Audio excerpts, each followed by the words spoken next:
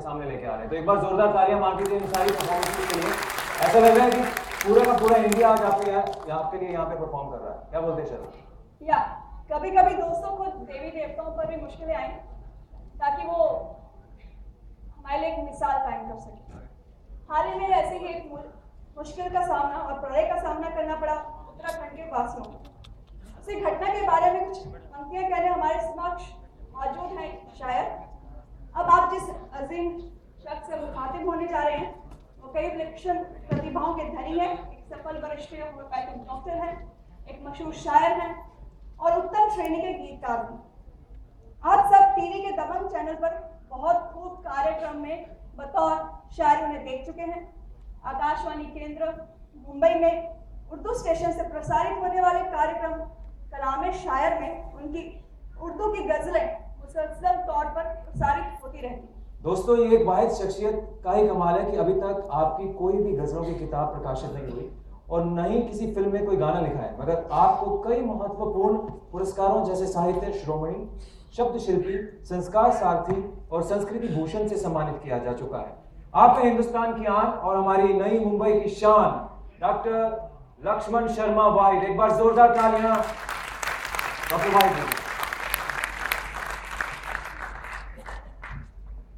जनाब, इस जरा नवाजी के लिए बहुत बहुत शुक्रिया। दोस्तों, पहली बार आपके बीच में आया हूं, जो उम्मीद करता हूं कि आप अपनी मोहब्बतों से नवाजेंगे। मैं एक बार शुक्रिया अदा करना चाहूँगा संजय पंजवानी जी का, जिन्होंने मुझे यहाँ मदऊ किया है, और दिली तौर से मुबारकबाद पेश करना चाहूँगा बलजीत जी को, जिन्होंने इतना खूबसूरत ये जलसा तैयार किया है। मैं चाहता हूँ कि जोरदार तालियां हो जाए। बहुत बहुत शुक्रिया। दोस्तों, बुनियादी तौर पर मैं एक उर्दू शायर हूँ, मगर आज मुझे उत्तरांचल पर लिखे गीत के लिए खास तौर पर बुलाया गया है। मैं चाहता हूं कि पहले अपना तारुफ आपसे ठीक से करा दूं, अगर आप इजाजत दें। जी हाँ, और जहां मुझे मेरी बात आपको अच्छी लगे वहां अपनी मोहब्बत को, अपनी चाहत को तालियों में जरूर तब्दील कर दीजिए, जिससे मुझे लगा कि मैंने शायद कुछ सीखा है। अपने तारुफ में चंद मिसरे पेश कर रहा हूं। लोग कहते हैं कि अजीम फनकार हूं मैं, उभरता हुआ माहिर फन गजलकार हूं मैं। लोग कहते हैं कि अजीम फनकार हूं मैं, उभरता हुआ माहिर फन गजलकार हूं मैं। ये इब्तिदाई सुखम ते जर्रा है अभी, पार की नजर आपकी शुक्रगुजार हूं मैं। जी शुक्रिया। कि फलक उन मंजिलों के बहुत दूर हैं अभी, जिन मंजिलों का तलबगार हूं मैं। फलक उन मंजिलों के बहुत दूर हैं अभी, जिन मंजिलों का तलबगार हूं मैं। बिकता नहीं है वाहिद सरे बाजार, लेकिन ये आप कहते हैं कि रौनक के बाजार हूं मैं। दोस्तों, आप यूं ही हौसला देते रहिए। मैं अपनी गजल का एक मतला और एक शेर आपके सामने पेश करता हूं, फिर वो गीत मैं आपको सुनाऊंगा जिसके लिए मुझे यहाँ मदऊ किया गया है। मैं एक जर्रा हूं, आफताब होना चाहता हूं। सर जी, मैं एक जर्रा हूं, आफताब होना चाहता हूं। खार हूं, सहरा का गुलाब होना चाहता हूं। मेरी आवाज पर मगर ये सियासी बंदिशें क्यों हैं? खल्क हूं मैं, आवाम का इनकलाब होना चाहता हूं। और चर्चे जिन मैखानों के हों अंजुमन दर अंजुमन, चर्चे जिन मैखानों के हों अंजुमन दर अंजुमन, ऐसे मैखानों की शराब होना चाहता हूं। और तीरगी के आगोश में शबनम सी पिघली थी जो रात, वो शबनमी कतरा हूं, महताब होना चाहता हूं। दोस्तों, बहुत बहुत शुक्रिया। हम सब धार्मिक लोग हैं, पूजा पाठ करते हैं, भगवान को याद करते हैं और ये उम्मीद करते हैं कि हमसे जो कुछ जाने अनजाने में गुनाह हो गए हों, भगवान हमें माफ करेंगे। जब काम नहीं बनते, रुके हुए काम, तो हम घर में पाठ रखते हैं, पूजा रखते हैं, यज्ञ रखते हैं। और जब उससे भी काम नहीं चलता है तो हम भगवान की यात्रा पर जाते हैं, तीर्थ यात्रा पर जाते हैं कि जितनी भी अलह है वो सब टल जाएंगी, हमारे पास विपत्तियां हैं उनसे हम बच जाएंगे। मगर दोस्तों, जरा सोचिए, उत्तरांचल में हजारों वो लोग जो बेवक्त काल के गाल में समा गए, उनका क्या गुनाह था? वो तो भगवान के घर में थे, वो तो भगवान की पूजा यात्रा कर रहे थे। उसमें हजारों लोग मारे गए। उसमें एक कपल ऐसा भी था जिस लड़की के हाथ की मेहंदी भी नहीं सूखी थी। और वहीं से मेरा दर्द और नए गीत का जन्म होता है। मैं चाहता हूं एक बार जोरदार तालियां। बहुत बहुत शुक्रिया। उर्दू का एक लफ्ज है जियारत। जियारत का मतलब होता है धार्मिक यात्रा पर जाना। गीत सुने, शायद आपको मेरी आवाज आप तक पहुंच जाए। जियारत करने निकले थे, उन्हें ही लाश कर डाला। जियारत करने निकले थे, उन्हें ही लाश कर डाला। कफन पानी चिता पानी जलाकर खाक कर डाला। जियारत करने निकले थे, उन्हें ही लाश कर डाला। कफन पानी चिता पानी जलाकर खाक कर डाला। मंजर देखिए, कहीं बिंदी कहीं चूड़ी, कहीं है पाँव की पायल। कहीं चूड़ी कहीं बिंदी, कहीं है पाँव की पायल। किया है बेअदब इनको, कहाँ है लाज का आंचल। नहीं सूखी है इनके हाथ की मेहंदी, मेरे भोले मिटा कर मांग का सिंदूर, ये कैसा घात कर डाला। जियारत करने निकले थे, उन्हें ही लाश कर डाला।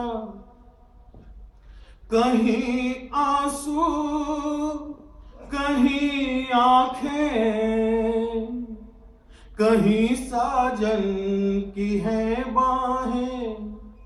कहीं आंसू कहीं आंखें, कहीं साजन की है बाहें। कहीं है धड़कनें बढ़ती, कहीं पर थम रही सांसें। सुनहरी शाम थी, महकी फजा रंगीन थी उनकी। बुझा कर प्यार का दीपक, अंधेरी रात कर डाला। जियारत करने निकले थे, उन्हें ही लाश कर डाला। और जब कोई जवाब नहीं मिलता है तो बंदा बहुत विचलित हो जाता है और सीधे सीधे भगवान से सवाल करता है, खुदा है या निरा पत्थर, समझ में ये नहीं आता। खुदा है या निरा पत्थर, समझ में ये नहीं आता।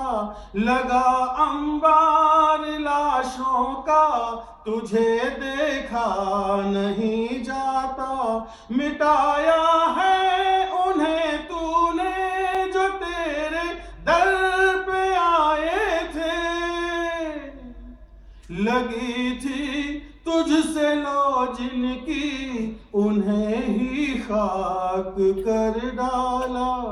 जियारत करने निकले थे, उन्हें ही लाश कर डाला। और ये बात सुनने के बाद शिव जी खुद वहां पैदा होते हैं उस बंदे का जवाब देने के लिए। और अभी तक मैंने जो कहा, अगर वो आपको ठीक लगा हो तो एक बार मुझे हौसला दे दीजिए। उजाड़ोगे अगर जंगल, रुख नदियों के बदलोगे। उजाड़ोगे अगर जंगल, रुख नदियों के बदलोगे। मिटाओगे अगर पर्वत, झीलें सोख डालोगे। करूं ईजाद गंगा में, उसको पाक रखो रखो तुम, किया नापाक गंगा को उन्हें ही लाश कर डाला। जियारत करने निकले थे उन्हें ही लाश कर डाला। कफन पानी चिता पानी जलाकर खाक कर डाला। बहुत शुक्रिया।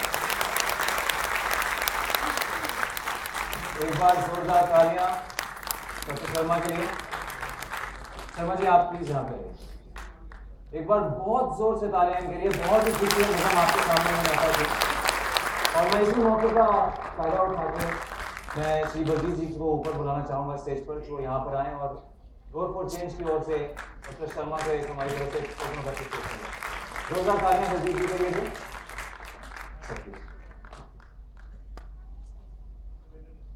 बहुत ही दिल को छू जाने वाली बातें और कुछ ऐसे ख्याल हैं हमारे सामने पेश किए। Thank you so much Sharma ji, आपकी लफ्जें और आपकी आवाज के कायल हो गए हैं। Thank you. तो दोस्तों, उत्तराखंड के लोग हर साल लाखों करोड़ों पर्यटकों का जो ध्यान रखते हैं, उनमें सबसे बड़ी उनको जो टेंशन रहती है, जो सबसे बड़ी प्रॉब्लम रहती है, वो है उनके वहाँ पे पर्यावरण की संरक्षण। कितने